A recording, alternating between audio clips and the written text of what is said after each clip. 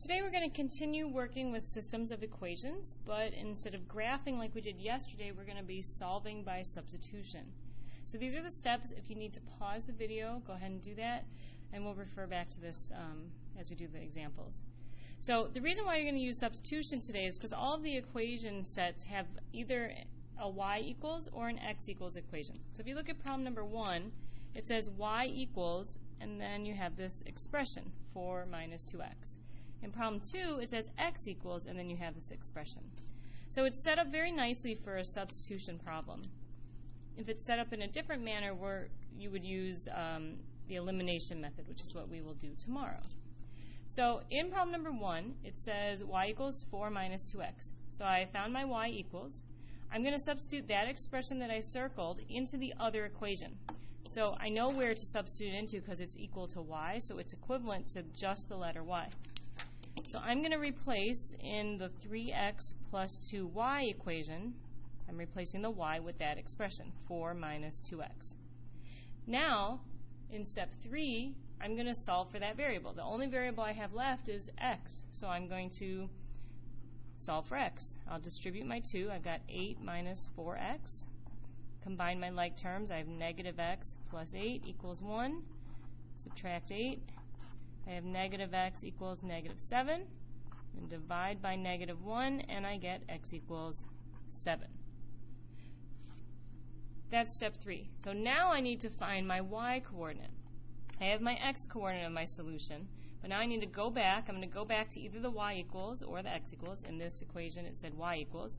So I'm going to go all the way back up to here. So it said y equals 4 minus 2 times x. Now that I know what x is, I can put 7 in there. So I have 4 minus 14, which is negative 10. So now I know that y is equal to negative 10. And my final solution, it says write your solution as an ordered pair. So since I have a value for x and a value for y, there's my ordered pair, and I'm all done. Now, it's possible that you'll get to a problem where you have a special case, but this is just the normal, standard situation where you have two lines that cross. If you have these two lines, and they cross at one point. And so that one point is 7 comma negative 10. All right, problem number 2.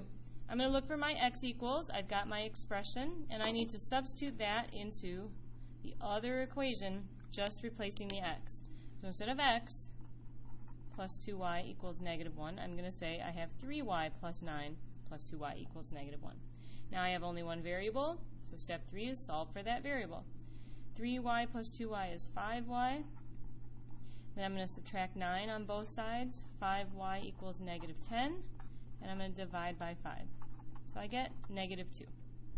Now I'm going to take this negative 2, go all the way back to where I started, and I have x equals 3 times something plus 9.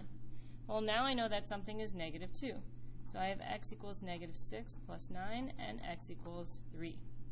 I have an x value, I have a y value, so I can write my solution as an ordered pair, 3 comma negative 2. All right, when you're done with that, go ahead and flip to the back. We're going to do 2 more problems. I'll try to leave the steps up here. Okay.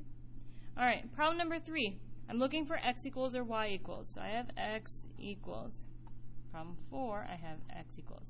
I'm going to substitute this into x and that into x.